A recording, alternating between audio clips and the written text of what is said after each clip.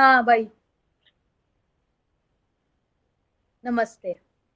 आज योग दिवस के अवसर पर मैं आपको योग गुरु पंडित जमुना प्रसाद मिश्र जी से मिलवाना चाहती। जमुना प्रसाद मिश्र जी ने कई लोगों को योग प्रशिक्षण देकर उन्हें उनके जीवन में कैसे स्वस्थ रहना है और स्ट्रेस से दूर रहना है उसकी शिक्षा दी। जमुना प्रसाद मिश्र जी मुख्यतः खजुराहो के रहने वाले हैं, पर वह अब इटली में भी रहते हैं और वहां जाकर लोगों को योग प्रशिक्षण देते हैं। उन्होंने अन्य कई देशों में जाकर भी योग प्रशिक्षण दिया है। योग एक ऐसी कला है जिससे आत्मा और परमात्मा का मिलन हो रहा है। योग हमें योगी बनाता है और योगी वो होता है जो कभी भोगी नहीं होता। और मैंने जमुना प्रसाद जी को हमेशा बचपन से देखा है और उन्हें हमेशा एक योगी की तरह ही देखा है। वह एक ही वस्त्र में पूरा दिन निकाल देते हैं। वह उन्होंने ज्यादा से ज्यादा कितना लिमिटेड रिसोर्सेस के साथ जीवन व्यतीत करना है उसकी भी शिक्षा दी। लोगों को भारत के कल्चर, भारत की महत्वता, भारत के भोज्य पदार्थ के बारे में भी वह सबको सिखाते हैं। मैं आप सभी को जमुना प्रसाद जी से मिलवाना चाहती हाँ पूर्वा जी, एक्चुअली क्या है, जब बचपन में मैं छोटा था तो देखा करता था कि पिताजी के पास में काफी लोग योग सीखने के लिए आ रहे हैं और उनको देख देख के मैं योग किया करता था। तो इस बात को जब पिताजी ने देखा तो उन्होंने एक्सेप्ट कर लिया, ठीक है हम आपको भी योग सिखा रहे हैं। तो बचपन से ही मुझे खुद याद नहीं है कि मैं 3 साल या 4 साल का रहा हूँ, उस समय मैं सभी आसन पोजीशंस वगैरह करने लग गया था। करें योग, रहे निरोग कहा जाता है। तो आप इस बारे में क्या कहना चाहते हैं कि योग का क्या महत्व है हमें एक हेल्दी लाइफस्टाइल को प्रमोट करने के लिए? अपूर्वा जी, आपको बता दें कि हजारों वर्षों से हमारा भारतीय संस्कृति, हमारा भारत और इतना कि सनातन धर्म में जो चिकित्सा पद्धति थी वो योग आधारित ही थी। और मेरा मानना तो ये है कि यदि आप योग करते रहें तो आपको कोई ना तो दवा खाने की जरूरत है और ना किसी डॉक्टर से मिलने की जरूरत है। मात्र यदि आप 10 मिनट का ही समय योग को, प्राणायाम को दें तो आपका जीवन सुखमय और स्वस्थ रहेगा। जी, मैं आपको बचपन से देखती आ रही हूँ और आपके योग की वजह से आपके अंदर जो चमक है वो हमेशा से वैसे ही बरकरार रही। आप बुंदेलखंड के हैं। लोग बुंदेलखंड को गरीबी के लिए जानते हैं, लेकिन आपने बुंदेलखंड का गौरव बनकर हम सभी को योग का महत्व बताया और देश विदेश में योग को सब तक पहुंचाया। जिस प्रकार नरेंद्र भाई मोदी जी भी कहते हैं कि योग हमारी एक धरोहर है और हम उस धरोहर को हर विदेश देशों में फैला रहे हैं। इसीलिए अंतरराष्ट्रीय योग दिवस मनाया जाता है।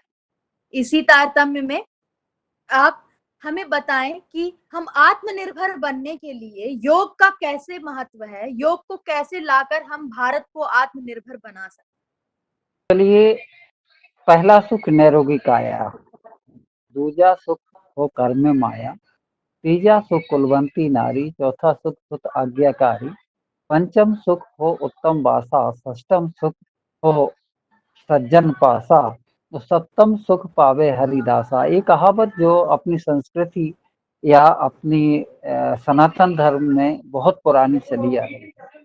तो जब आपका शरीर निरोगी होगा तभी आप हर फील्ड में, हर क्षेत्र में बहुत अच्छी प्रोग्रेस कर सकते हैं। जब तक आपके शरीर में कोई रोग है या कोई बाधा है तो आपको, या मानसिक हो या शारीरिक हो, किसी तरह का भी कष्ट हो तो आप कोई प्रोग्रेस नहीं कर सकते, आत्मनिर्भर नहीं बन सकते, आपको हमेशा दूसरे पर निर्भर रहना होगा। तो योग जो है आपको सबसे पहला जो आपको आत्मनिर्भर अपने स्वास्थ्य से बनाता है, शरीर से बनाता है। और जब आप स्वस्थ मन होगा, स्वस्थ आपका शरीर होगा, तभी तो आप कुछ कर पाएंगे, तभी आप आत्मनिर्भर रह पाएंगे। जब तक आपका स्वास्थ्य आपका साथ नहीं दे रहे हैं तो आपको दूसरे के ऊपर निर्भर रहना ही होगा। आपके हाथ पैर नहीं चल रहे हैं तो आपको पानी भी पीना है तो दूसरे से मांग के पीना होगा। यदि आप स्वस्थ हैं तभी आप आत्मनिर्भर रहेंगे, अपना काम खुद कर पाएंगे और धीरे धीरे अपने आत्मनिर्भर भारत का निर्माण करेंगे। जी, आपने बहुत बहुत ही अच्छे तरीके से समझाया कि कैसे हम आत्मनिर्भर भारत की ओर स्वस्थ रहकर आगे बढ़ सकते। तो जैसे गुरुजी आप बहुत से देशों में जाते रहते हैं, वहाँ के कई लोगों से मिलते रहते हैं, तो हम आपसे सुनना चाहेंगे कि कुछ ऐसे एक्सपीरियंस जो आपके रहे हों, जो हम सब युवाओं को प्रेरणा दे सकें, हम सब लोगों को योग की ओर और आगे बढ़ाएं, उन लोगों से भी हम कुछ सीखें, आपसे भी कुछ सीखें। तो आप हमें कुछ अपने ऐसे एक्सपीरियंस बताइए जो आपके बाहर देश में रहे हों, जिनसे हम कुछ सीख सकते हैं। सबसे पहली बात तो ये है कि यूरोप में जो हमने देखा है जाके कि वो लोग अपने ऊपर ज्यादा ध्यान देते हैं, स्वास्थ्य के ऊपर ज्यादा ध्यान देते हैं। जो सेल्फ केयर करना वो लोग जानते हैं, शायद अपन लोग उतना इसमें लापरवाही करते हैं बहुत ज्यादा। दूसरी बात ये है कि जो भी है एकदम खुली किताब होती है, एकदम सच्चे मन से होते हैं। यदि वो आपको गुरु मानते हैं तो 100% मानते हैं। यदि उनके पास समय नहीं है तो वो उन्हें संकोच नहीं है, वो कह देंगे कि आज हमारे पास समय नहीं है। और यदि आपको वो मानते हैं तो गुरु ब्रह्मा गुरु विष्णु गुरु देवो महेश्वरा, गुरु साक्षात परम ब्रह्मो तस्मै श्री गुरु है नमः। अपने यहाँ क्या है कि गुरु आए हैं तो संकोच में अपन बैठे हुए हैं, अपन संकोच में उनकी सेवा कर रहे हैं, फिर भी मन से अपन अलग रहते हैं। तो मनः वाचा कर्मणा की जो सही उदाहरण देखने को हमें मिला है वो यूरोप में मिला है। हमारे यहाँ पे भी इंडिया में भी बहुत सारे शिष्य हैं, बहुत सारे लोगों को यहाँ हमने योगा सिखाया और उनको योग गुरु बनाया। और वहाँ के लाखों में शिष्य हैं, मगर जो डिवोटीनेस हमने उनके अंदर देखा, जो लगन उनके अंदर देखी, यदि भारत का स्टूडेंट किसी चीज को सीखने में 6 महीने लगा देते हैं तो वो लोग 3 महीने में कवर कर लेते हैं। तो लगन जो देखी है उन लोगों के अंदर वो हमें बहुत पसंद आई है।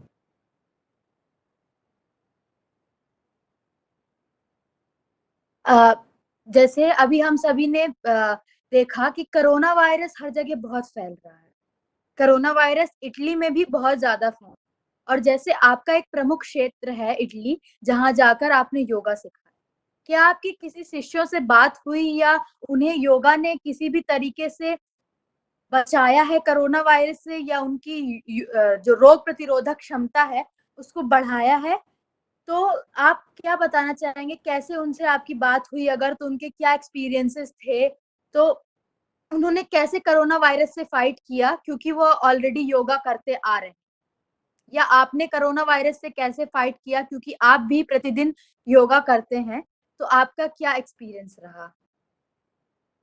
आपसे बता दें कि जितने हमारे स्टूडेंट हैं लाखों की तादाद में वहां पे हैं, ना तो मेरे किसी स्टूडेंट को कोई कोरोना वायरस का इफेक्ट हुआ है और उनके परिवार के लोगों को हुआ था तो उनको भी प्राणायाम करा करा के हमारे स्टूडेंटों ने ठीक कर लिया अपने परिवार को। पहली बात बताएं आपसे कि जो हमारे शिष्य वहां पे बनते हैं, जो अध्यात्म दीक्षा हम उन्हें देते हैं, तो उनसे एक शर्त होती है कि वो शाकाहारी होंगे। 1 साल तक शाकाहारी होके और अल्कोहल छोड़ के ही वो हमारे शिष्य बन सकते हैं।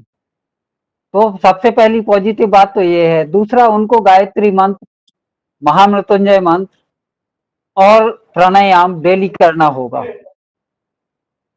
तो कोरोना का सबसे बड़ा इफेक्ट जो है वो श्वसन क्रिया पे पड़ता है। और जो प्राणायाम करता है, जो चारों पार्ट प्राणायाम के करते हैं, चारों पार्ट होते हैं पूरक, कुंभक, रेचक और बाह्य कुंभक।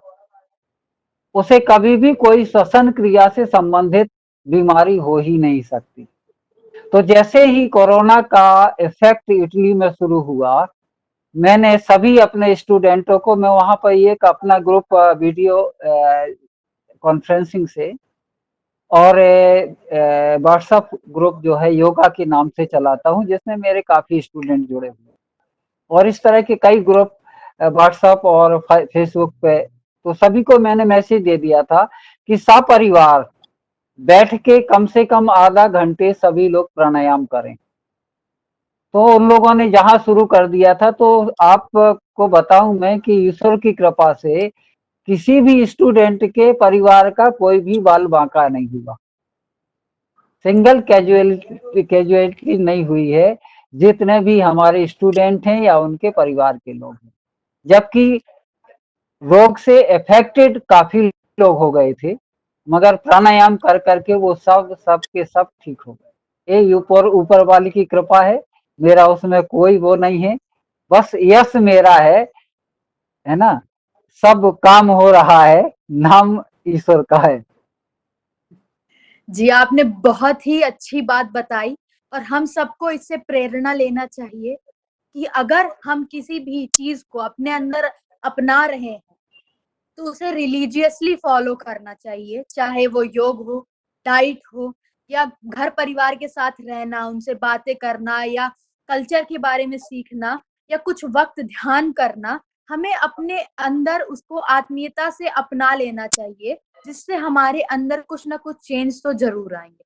पतंजलि में भी यह बात कही गई है, उसमें अष्टांग योग की बात की गई है, उसमें 8 प्रकार के योग और तरीके बताए गए हैं कि कैसे हम अपने आप को स्वस्थ रख सकते हैं और आगे बढ़ सकते हैं और हमेशा कैसे निरोगी रह सकते हैं।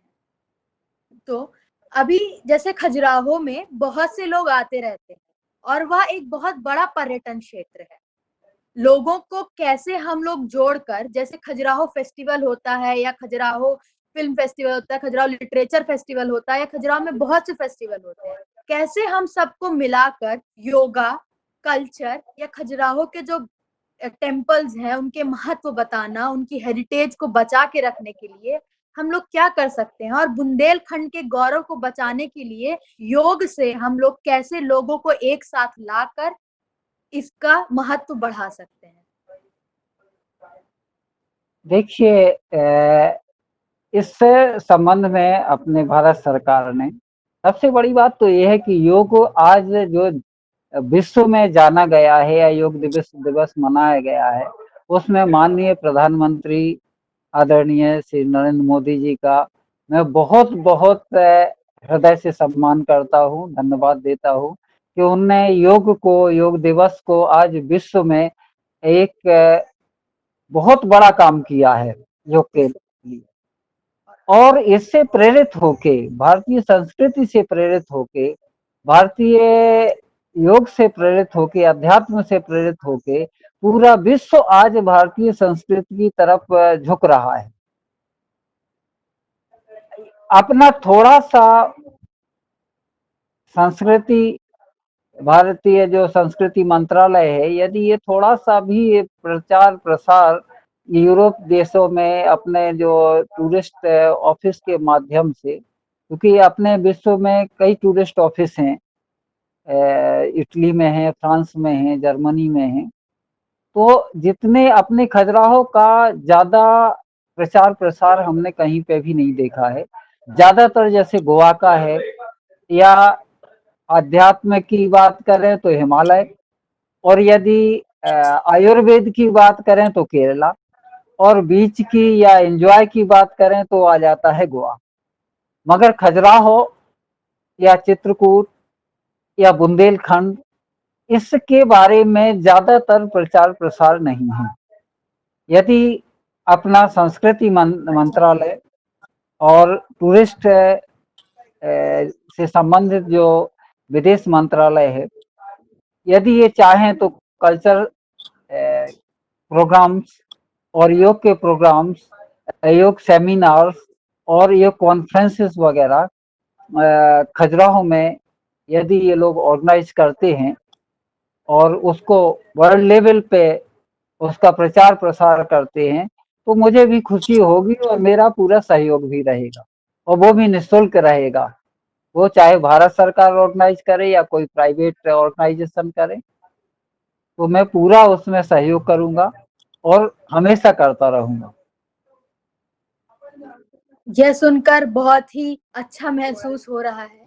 आपने चित्रकूट के बारे में कहा तो चित्रकूट से भारत रत्न नाना जी की याद आती है। वह भी आजीवन स्वास्थ्य स्वास्थ्य की बात करते थे और स्वस्थ रहने के लिए वह हर दिन प्रतिदिन सुबह प्रातः काल उठकर योगा करते थे। वह 94 वर्ष की उम्र में उनका देहावास हुआ। उससे पहले जब वह योग खुद से नहीं कर पाते थे तो कुछ गुरुओं की मदद से वह घर में प्रतिदिन योगा करते रहे, जिसकी वजह से उनकी जो मुख की क्रांति है, जो उनकी जो सुंदरता थी, कभी कम नहीं हुई। उनको देखकर हम लोगों को एक मोटिवेशन मिलता था कि हम लोग भी सुबह उठें, योगा करें और उनकी तरह आजीवन स्वास्थ्य की बात करें। गुरुजी, आप भी यह प्रेरणा हमें देते हैं कि आजीवन स्वास्थ्य की हमें बातें करनी चाहिए। तो आप आजीवन स्वास्थ्य को कैसे समझाएंगे हमारे युवाओं को, और योगा का महत्व, और आखिरी में क्या संदेश देना चाहेंगे हमारे युवाओं को कि हम, क्योंकि युवा आजकल बहुत आलसी होते जा रहे हैं या लेड बैक होते जा रहे हैं, लोग बहुत ज्यादा टेक्नोलॉजी पर डिपेंडेंट है, तो उनके पोस्चर खराब हो रहे हैं। वो लोगों का जो दिमाग, उनको जितना भी कार्य करना पड़ रहा है वो ऑनलाइन करना पड़ रहा है, तो उनकी आंखों की रोशनी कमजोर हो रही है, बॉडी पोस्चर खराब हो रहे हैं। तो आप हमें कुछ योगा कि कैसे हम कर सकते हैं, या छोटे 10 मिनट के लिए, 5 मिनट के लिए हम क्या कर सकते हैं जिससे हमारे लाइफ में एक चेंज आए। आपसे बताएं कि बहुत सरल है योग। योग इतना कठिन नहीं है। यदि जैसे सर्वांगासन है, जैसे आप कैंडल पोजीशन कहते हैं, यदि रोज कम से कम 3 से 5 मिनट आदमी करता है तो उसका इम्यून सिस्टम बहुत ज्यादा डेवलप हो जाता है, पहली बात। दूसरा, पोस्चर से संबंधित कोई भी विकार बॉडी में नहीं रहते। प्राणायाम में कुंभक प्राणायाम बहुत ही उत्तम प्राणायाम है, और कुंभक प्राणायाम करने वाले को कभी भी श्वसन क्रिया से संबंधित कोई विकार नहीं रहता है। प्राणायाम की वैसे 4 पार्ट होते हैं: पूरक, कुंभक, रेचक और बाह्य कुंभक। इसमें जो कुंभक है, कुंभक की साधना कितनी देर तक आदमी कर सकता है, ये बड़ा महत्वपूर्ण होता है। 72 सेकंड के ये चारों पार्ट होते हैं, और यदि 72 सेकंड का एक प्राणायाम का चक्र आदमी करता है डेली, 72,000 नाड़ियों को जागृत कर सकता है। अपने शरीर में 72,000 नाड़ियां होती हैं, जो पूरी की पूरी नाड़ियां ऑक्सीजन के ऊपर डिपेंड करती हैं। और इसमें जो 72 सेकंड का प्राणायाम चलता है, उसमें 8 सेकंड में आपको पूरा करना है, 32 सेकंड में आपको कुंभक करना है, 16 सेकंड में आपको रोचक रेचक करना है, और 16 सेकंड आपको बाह्य कुंभक करना है। ऐसा टोटल 72 सेकंड का एक चक्र होता है। और इस तरह से आप 5 प्राणायाम ही करें डेली, तो आपकी 72,000 नाड़ियां जागृत हो जाएंगी। ना आपको कभी दवा लेने की जरूरत पड़ेगी, ना आपका पोस्चर खराब होगा, ना आप दुबले दिखेंगे, ना आप मोटे दिखेंगे, ना आप में एनर्जी की कमी रहेगी, ना आपको ज्यादा भूख लगेगी, और ना आपको ऐसा है कि कम भूख लगेगी। आपका ये जीवन जो है नियमित हो जाएगा। और ज्यादा गारंटी तो नहीं मैं देता हूं, मगर 80 साल तक आप यंग रह सकेंगे। आप भी जानती हैं मुझे, आपकी मदर भी जानती हैं मुझे, आपकी दादी भी मुझे जानती हैं, और सभी लोगों को ये पता है कि आज तक ना तो मैंने ये गोली खाई है, ना मैंने कोई दवा की है, और ना ही मैंने कोई ऐसा उपचार किया है। जैसा मैं बचपन में था वैसा ही अभी हूँ, और मात्र योग का ही चमत्कार। जी, अभी हम लोगों के साथ कुछ लोग जुड़े हुए हैं, वो आपसे कुछ प्रश्न पूछेंगे, तो आप उनके प्रश्नों का जवाब दीजिए, उनका जो उनकी जरूरत है उनको पूर्ण कीजिए। सो जो भी प्रश्न हो। गुरुजी, मेरा आपसे ये प्रश्न था कि आप हमें बताएं कि हम छोटे बच्चे कैसे योग कर सकते हैं, मतलब क्या क्या योग करें। कितनी उम्र है बेटा? 12 वर्ष। 12 वर्ष की उम्र में आप पूरी तरह से पूरे आसन कर सकती हैं, प्राणायाम कर सकती हैं। जी। और हेलो। कोई? जी धन्यवाद। गुरुजी, मुझे आपसे ये प्रश्न था कि आपने बताया कि प्राणायाम कुंभक प्राणायाम के बहुत सारे फायदे होते हैं, तो फिर आप बता सकते हैं कि कुंभक प्राणायाम कैसे करते हैं? प्राणायाम के 4 भाग होते हैं, जैसे कि मैंने पहले बताया है। पहले पूरक करेंगे, सांस को अंदर खींचेंगे, वो 8 सेकंड में खींचेंगे। 8 सेकंड में जब आप सांस को अंदर खींच रहे होते हैं तो दाएं नथुने से आप सांस को भरेंगे। दाएं तरफ, जो कि सूर्य नाड़ी जैसे कहा जाता है, पिंगला नाड़ी कहा जाता है, तो आपको सूर्य एनर्जी को ग्रहण करना है। और मणिपुर चक्र में आपको ब्रह्मा का ध्यान करना है। इसके बाद में जब आप कुंभक करेंगे तो अनाहत चक्र में विष्णु का ध्यान करना है और 32 सेकंड तक सांस को रोक के रखना है, दोनों नाकों को बंद करके। इसके बाद जब आप रेचक करेंगे तो 16 सेकंड में आप सांस को बाएं तरफ से निकालेंगे धीरे धीरे। आज्ञा चक्र, जो आज्ञा चक्र होता है, इसमें शिव का ध्यान करेंगे और बाएं तरफ से चंद्र नाड़ी से आप सांस को बाहर निकालेंगे। इसी तरह आप पलट कर सकते हैं, बाएं से दाएं और दाएं से बाएं। ध्यान रहे कि ये मात्र आपको बिगिनिंग में 3 ही पार्ट करना है, बाह्य कुंभक नहीं करना है। जी धन्यवाद।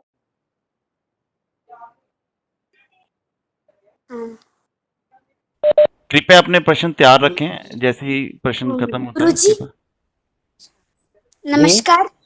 मुझे प्रश्न था, जैसा कि अभी ऑनलाइन क्लासेस चल रही हैं तो आंखों पे बड़ा जोर पड़ता है, तो उसके लिए कोई योग होगा?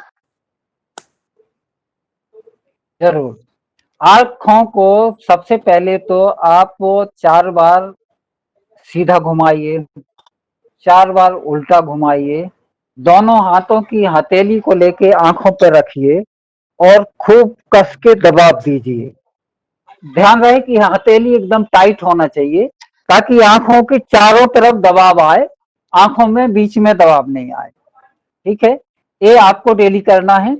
इसके साथ साथ यदि आप नेति क्रिया करके जानते हैं, नाक से पानी डाल के गुनगुना नमक का पानी एक नाक से डाल के दूसरी नाक से निकालने की को नेति क्रिया कहते हैं। यदि नेति क्रिया करते हैं तो इससे नेत्र ज्योति कभी धीमी नहीं पड़ती है, नेत्र ज्योति हमेशा बढ़ती रहती है और बुढ़ापे तक भी आपको चश्मा लगाने की जरूरत नहीं पड़ेगी। जी गुरुजी प्रणाम। हाँ जी, मैं यहाँ चंडीगढ़ से ही बोल रही हूँ। धन्यवाद गुरुजी।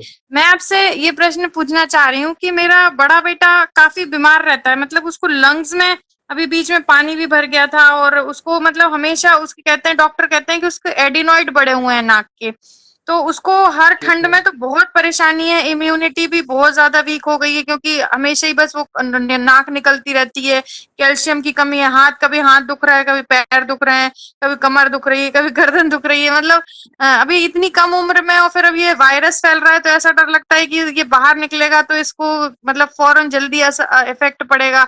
तो क्या क्या उसको मैं योगा करने के लिए मतलब प्रेरित करूं कि उसको मतलब आगे उसको सरवाइव अच्छे से कर पाए वो?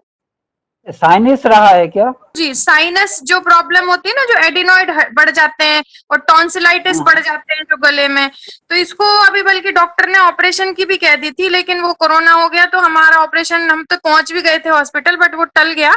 लेकिन अब गॉड की टल गया वो, अब आपको ऑपरेशन की जरूरत नहीं पड़ेगी। आप अच्छा, कच्ची हल्दी का जूस, हाँ जी, कच्ची हल्दी का 1 चम्मच रस, 1 चम्मच शहद मिला के उसको 3 दिन खिलाएं। हाँ जी। टॉन्सल सही हो जाएंगे, साइनस सही हो जाएगा। पहली बात। अच्छा। अड़ूसा होता है, हाँ जी गुरुजी। अड़ूसा होता है। अड़ूसा लेकिन अपने वहाँ मध्य प्रदेश में तो बहुत लगता है, मेरे को यहाँ नहीं दिखा कहीं अड़ूसा चंडीगढ़ में। वो मिल जाएगा, हर जगह मिल जाता है। ठीक है, अच्छा। हाँ खंडहरों जी। में मिल जाता है। ठीक है। अच्छा। उस हाँ उसके पत्तों को भाजी जैसा काट लेना है। हाँ। हाँ एक छोटे घड़े में बंद कर लेना है और हाँ उसको जी। बहुत ज्यादा आंच देना है। आंच देने के बाद में अड़ूसे के पत्तों पत्तों को निचोड़ के उनका रस हाँ। निकाल लेना है और उसे अच्छा। शहद में हम्म। दिन में 3 बार देना है, तो उससे अच्छा, उसकी सांस की बीमारी ठीक हो जाएगी। ये 7 दिन देना है गुरुजी? शहद में। शहद में देना है? अच्छा, और कितने दिन हाँ, तक देना है? 2-3 दिन में ठीक हो जाएगा, मगर अच्छा। कम से कम 1 हफ्ते तक दे दीजिए। अब प्राणायाम डेली करवाइए, आलोम विलोम प्राणायाम ही करवाइए। ठीक है। दूसरा, यदि नेति क्रिया कर सके तो नेति क्रिया करते रहे। आपको इंटरनेट में नेति क्रिया का पूरा विवरण मिल जाएगा, कैसे करनी है। और किसी जो आपास में कोई योगा टीचर हो, उससे आप सीख सकते हैं। नमस्कार गुरुजी, मेरा नाम सिद्धि है। दरअसल क्या होता है, जब भी मैं भ्रामरी आसन करती हूँ तो मेरी आंखों में खुजली होने लगती है। तो ऐसे में मुझे भ्रामरी आसन करना चाहिए या फिर नहीं? नहीं करना चाहिए, उसमें प्रेशर बढ़ जाता होगा आंखों में, है ना। तो उसे आपको या तो बहुत कम करना है, धीरे करना है, या फिर बिल्कुल नहीं करना है। जिस चीज में यदि दिक्कत होती है ना, तो उसको उस समय पे पहले अपने आप को उस एबल बना लें, स्ट्रांग बना लें, इसके बाद में उसको करें। प्रोस्टेट के लिए कोई प्राणायाम करना चाहिए कि नहीं? प्रोस्टेट के लिए अश्विनी क्रिया होती है। अश्विनी क्रिया को कम से कम 50 बार डेली सुबह के टाइम जब आप नित्य क्रिया करते हैं, तो उस समय अश्विनी क्रिया को कम से कम 50 बार संकुचन को कहते हैं, अश्विनी क्रिया। और ये इंटरनेट पे या यूट्यूब पे भी अश्विनी क्रिया आप डालेंगे, आपको वीडियो वगैरह इसके पूरा विधि विधान मिल जाएगा। तो अश्विनी क्रिया 50 बार करिए दिन में। इसके साथ साथ एक और है, जो अपना ये कद्दू होता है। कद्दू के कम से कम 30 से 35 बीज 3 बार दिन में बो लेना है। कद्दू के बीज के अंदर वो सारे गुण पाए जाते हैं जो कि प्रोस्टेट को प्रोटेक्ट करते हैं। बच्चे ने भेजा कि उसके बॉडी में स्टिफनेस बहुत है, इसे कैसे दूर करें? एक्चुअली रीढ़ की हड्डी में जितना ज्यादा टाइट होगी बॉडी, उतनी ज्यादा टाइट होती चली जाती है। ठीक है। तो इसके लिए जितने भी योगासन, जैसे सर्पासन है, भुजंगासन है, और सूर्य नमस्कार है, जानुपाद आसन है, ये सारे के सारे आसन जितने भी हैं, ये जो रीढ़ की हड्डी से जुड़े हुए हैं, उनको करने से धीरे धीरे बॉडी में फ्लेक्सिबल स्थिति आ जाएगी। सबसे पहले रीढ़ की हड्डी पे काम करना होगा। हाँ जी गुरुजी, अब शायद आपकी आवाज अब मेरे को क्लियर आ रही है। मैंने आपको जो प्रश्न किए थे मेरे बेटे के लिए कि मैं उसको प्राणायाम और योगा में मतलब मैं उसको क्या कराऊं, क्योंकि वो जब कपालभाति अनुलोम विलोम भी करने कराऊं तो उसको वॉमिटिंग आने लगती है, कहता है मुझे उल्टी जैसी आ रही है। जैसे भ्रामरी भी कराऊं तो उसको उल्टी आने लगती है। तो फिर अब मैं उसको किस तरीके से वो करूं कि मतलब उसको जो मैंने जैसे सारा कुछ आपको बताया उसका। देखिए, ना तो आप कपालभाति कराइए, ना भ्रामरी कराइए, ना मूर्छा प्राणायाम कराइए। ये प्राणायाम योगियों के लिए है, ये साधारण लोगों के लिए नहीं है। जब आप प्राणायाम में परिपक्व हो जाएं तब ये प्राणायाम कराए जाते हैं। हाँ ठीक जी। है। आलोम विलोम साधारण सभी कोई कर सकता है। पूरक, रेचक, कुंभक साधारण सब कोई कर सकता है। तो हाँ ये जी। साधारण प्राणायाम ही कराइए आप। सूर्य प्राणायाम कराइए, चंद्र प्राणायाम कराइए, कोई दिक्कत नहीं होगी। हाँ जी। और हर प्राणायाम की एक विधि होती है, जैसे कपालभाति की एक विधि होती है कि इसे आधा मिनट से ज्यादा कभी नहीं बढ़ाया जाता। आज आधा मिनट करिए, कल 1 मिनट करिए, फिर 1.5 मिनट करिए, फिर 2 मिनट करिए, फिर 2.5 मिनट करिए, फिर 3 मिनट करिए। एक दिन में आधा मिनट से ज्यादा नहीं बढ़ाना चाहिए। और कितना करना चाहिए यदि गुरुजी कपालभाति? जैसे मैं मतलब एक बार में 100 बार कर लेती हूँ, तो ऐसे करके मैं 500 बार करती हूँ। मतलब 500 बार हो जाता है मेरा। तो फिर अनुलोम विलोम किया, फिर 100 बार कर लिया, फिर अनुलोम विलोम, फिर 100। क्यों तो क्यों ये क्यों करती हैं 100 बार, ये बताइए हमें। मतलब मैं एक बार में कर सकती हूँ। मतलब मैं क्यों एक बार में करती हो 100। ऐसा? अच्छा, ऐसा नहीं करना है, फिर कैसे नहीं करना है? करना चाहिए। देखिए, आपसे मैं स्पष्ट बता दूं, हाँ जी। कपालभाति 2 काम करती है। एक तो ब्रेन वॉश करती है, हाँ जी। ठीक है। हाँ दूसरा जी। हाई प्रेशर बढ़ाती है। ठीक है। हाँ जी। हाँ जी। कपालभाति को एकदम से नहीं करना चाहिए। आपसे बता दूं कि आज यदि आपने आधा मिनट किया है, तो कल 1 हम्म। मिनट कर सकती हैं, परसों 1.5 मिनट कर सकती हैं। इस टाइप से हाँ जी। धीरे धीरे बढ़ाना चाहिए। और कपालभाति उन्हीं को करना चाहिए जो हाँ। बेसिक प्राणायाम काफी दिनों से कर रहे हैं। नहीं, मैं काफी दिनों से कर रही हूँ कपालभाति, अनुलोम विलोम, ये सब तो मैं कई दिनों से करती हूँ। ऐसा मतलब तब जाके हाँ, वो इतनी बढ़ गई है, प्रैक्टिस हो गई है। तो नहीं करना चाहिए। देखिए, कपालभाति को जैसे कहते हैं कि ठीक है, आप वजन बढ़ा घटाने के लिए कपालभाति करें। हाँ, वो पेट बढ़ा खाली हुआ है ना कपाल काफी, तो वो पेट बढ़ा हुआ है, हम्म। तो उसके लिए आप दूसरे आसन करें। अच्छा। नौकासन है, हाँ। उत्तान पादासन है, हाँ जी। हाँ जी। ये करिए। उत्तान पादासन की जो विधि होती है, हाँ। सीधे लेट जाइए, हाँ जी। पैरों को 15 डिग्री में 1 मिनट में उठाइए, हाँ जी। 1 मिनट उसको रोक के रखिए 15 डिग्री पे, हाँ जी। और 1 मिनट में उसे नीचे ले जाइए। 3 मिनट की एक्सरसाइज है। जैसे आप 5 किलोमीटर दौड़ लगा के आ जाते हैं, बराबर उसका बेनिफिट मिलेगा। अच्छा, आपका पेट 15 जो डिग्री। है हाँ। 2 महीने में पता नहीं लगेगा कि कहाँ गायब हो गया। अच्छा।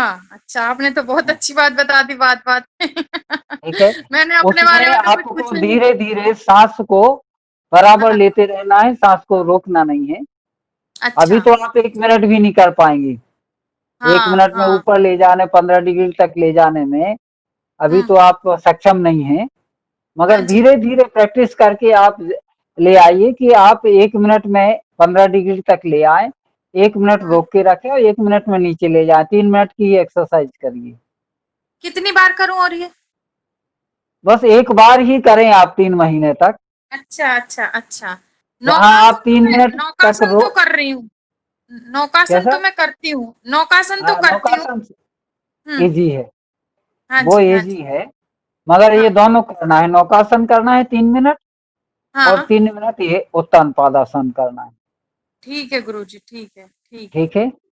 ठीक है गुरुजी, बहुत और बहुत खान धन्यवाद। पान पे कंट्रोल रखना है, रात में खाना नहीं खाना है। हाँ, रात में मैं 7 साढ़े 7 तक खाना खा लेती हूँ, उसके बाद नहीं खाती हूँ दिन मैं अस्त खाना। के पहले, जैसे हाँ। जैन लोग अंथव करते ना, हाँ जी। वैसे हाँ ही जी। आपको दिन अस्त होने के पहले खाना खा लेना है। अच्छा गुरुजी, एक आपको मैं बता दें अपने। कि जितनी जड़ चीजें होती हैं, हाँ। जड़ जड़ में जैसे आलू भी आते हैं, लहसुन भी आता है, प्याज भी आती हम्म। है, हम्म। मूली भी आती है। जितनी हम्म। जमीन के नीचे होने वाली चीजें हैं, ये सूर्य अस्त के बाद में हजम नहीं होती, नहीं होती है, हाँ। ये फैट बढ़ाएंगी। अच्छा गुरुजी, मैंने एक और अभी नियम शुरू किया है कि जैसे मैं 11 बजे तक, 11 साढ़े 11 तक पूरा अपना खाना खा लेती हूँ। मैं सुबह उठ के जैसे दूध के साथ एक आध टोस्ट ले लिया, और रस जो होता है वो ले लिया, 1 या 2। इसके बाद अपने सब काम करने के बाद, खाना बनाने के बाद, मैं 11:30 साढ़े 11 तक अपना पूरा खाना खा लेती हूँ, और फिर मैं खाना शाम को 6:30 7 तक मैं खा लेती हूँ। तो 2 टाइम ठीक है, ही खा रही हूँ, तो ये ठीक है? 2 टाइम ही खाना चाहिए।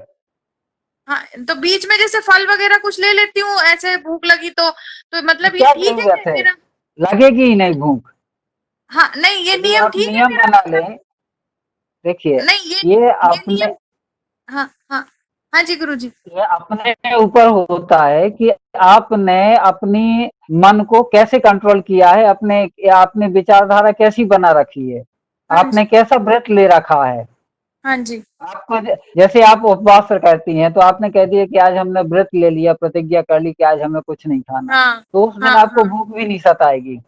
बिल्कुल। आपने सोच लिया कि हमें दिन में 2 आहार ही लेना है, 2 बार ही हम्म। खाना खाना है, तो आपको विचलित होने की जरूरत नहीं है ना, बीच में आपको भूख लगेगी। अच्छा, मतलब ये ठीक है, ये जो नियम है इसमें कोई गड़बड़ तो नहीं है? बिल्कुल गड़बड़ नहीं है। वैसे एक बात आपसे बता दें, पानी जरूर पीते रहें। हाँ, पानी पीती रहती हूँ, लेकिन मैं कई उसमें देखिए पढ़ती रहती हूँ आधुनिक साइंस के अनुसार हम्म हर 8 घंटे में हम्म। बॉडी को ग्लूकोज की जरूरत पड़ती है, माइंड को। हाँ जी। तो आधुनिक साइंस का कहना है कि हर 8 घंटे में आपको खाना खाना चाहिए। तो वो कहते हैं कि कम से कम 3 बार आपको खाना खाना चाहिए। हाँ, मगर वो जो कहते हमारा सुबह। हम्म अध्यात्म विज्ञान है वो कहता है कि दिन में आपको 1 बार ही खाना खाना चाहिए। हम्म। एकाहारी होते हैं, हाँ जी। ठीक है, एकाहारी 1 बार ही दिन में खाना खाते हैं, रात में खाना खाते नहीं है। हाँ जी। तो ये अपने अध्यात्म में या सनातन धर्म में जो एकाहारी बता गया है, तो एकाहारी ही लंबी आयु जीता है, क्योंकि हाँ अपनी जी। पूरी की पूरी एनर्जी अपन जो है खाना पचाने में लगा देते हैं, दिन भर खाते रहते हैं। बिल्कुल, हाँ सही, बिल्कुल फिर सही। समोसा खा लिया, फिर चाट खा ली, फिर टिकियां ले ली, फिर हाँ सुबह जी। नाश्ता कर लिया, फिर चाय पकौड़े हो हाँ। गए, इसके बाद में फिर बिस्कुट ले ली, फिर टोस्ट ले लिया। तो अपन लीवर को रेस्ट 1 मिनट का भी नहीं देते। बिल्कुल। अपनी पूरी एनर्जी जितनी अपनी ताकत होती है वो खाना पचाने में ही लग जाती है, तो अपन दूसरा काम कर ही नहीं पाते हैं। हाँ हाँ जी। हाँ जी। ठीक है, तो 2 हाँ बार ही बहुत अच्छा है, और यदि आप 2 बार खाना खाती हैं तो बहुत सही है, स्वास्थ्य के लिए कोई नुकसान नहीं है, बल्कि स्वास्थ्यवर्धक है। मतलब, और ये फल वगैरह बीच में खा लो तो कोई दिक्कत नहीं है उसमें? थोड़ा बहुत ले सकते हैं कभी भी, हाँ, थोड़ा बहुत ही। मगर हाँ जी। ज्यादातर जैसे आपको लेना है तो 1 बार फलाहार ले लीजिए, 1 बार पूरा आहार ले लीजिए, हाँ जी। हाँ वो जी। हाँ सबसे जी। अच्छा है। गुरुजी एक प्रश्न क्योंकि और पूछना शरीर है। को मिक्स करके खिलाने में हम्म। बड़ा कष्ट होता है। हाँ अपने जी। आपने आम खाया, उसके लिए अलग एंजाइम होते हैं जो डाइजेस्ट करने के लिए होते हैं।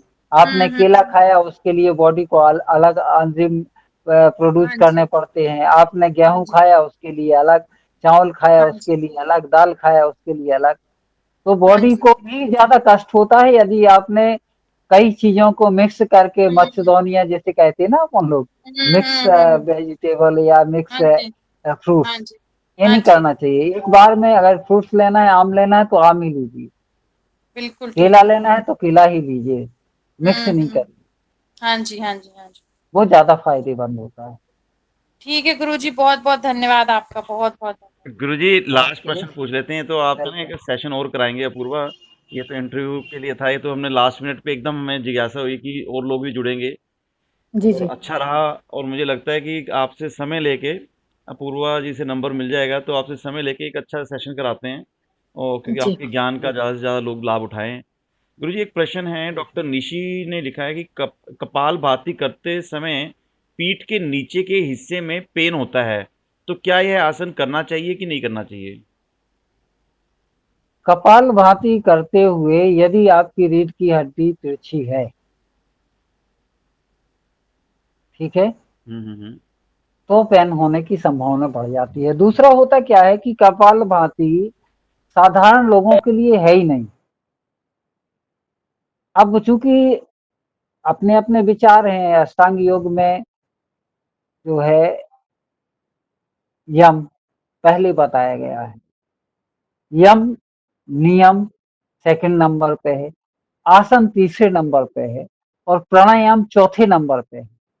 तो प्राणायाम तक पहुंचने की जो प्रक्रिया होती है, वो जो आदमी यम नियम का पालन करता हो, यम, सत्य, अहिंसा, आस्तेय, ब्रह्मचार्य, तो पहला पहले पे ही आदमी 4 यम का पालन नहीं कर पाता है और फिर इसके बाद में योगिक क्रिया में कपालभाति सीधे आधा घंटे 1 घंटे करने लगता है।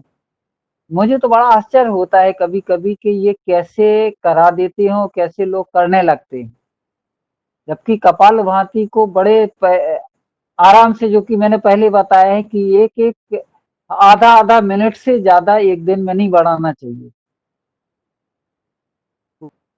एक तो ये है कि आधा घंटे 1 घंटे के लिए कपालभाति करना ही नहीं चाहिए।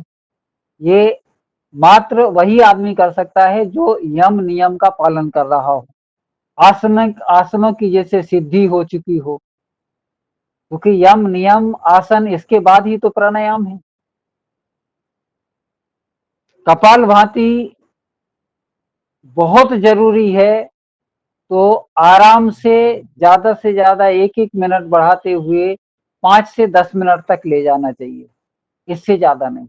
हाँ, तो ये एक्चुअली होता क्या है कि देखा देखी कीना योग और छीनी काया बाढ़े रोग, ये अपनी बहुत पुरानी कहावत है। तो योग को देखा देखी नहीं करना चाहिए,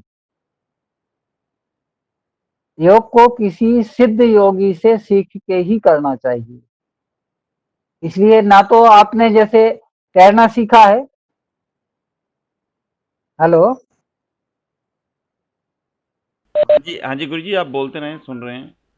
हाँ, जैसे आप टीवी पे देख के तैरना नहीं सीख सकते, टीवी पे देख के आप हवाई जहाज चलाना नहीं सीख सकते।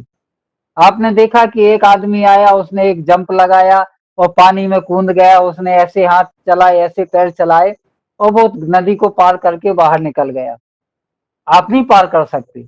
इसी तरह ये कपालभाति है, इसी तरह योग है कि देखा देखी कीना योग और छीनी काया बाढ़े रोग, ये स्थिति बनती है। तो देखा देखी कभी नहीं करना चाहिए। एक अच्छे गुरु से, एक जो इसमें निपुण हो, उसकी सलाह लेके उसके सानिध्य में ही कोई योग क्रियाएं करनी चाहिए। यह सेशन बहुत ही अच्छा रहा और हमें बहुत से चीजों का समाधान भी मिला और बहुत कुछ सीखने को मिला।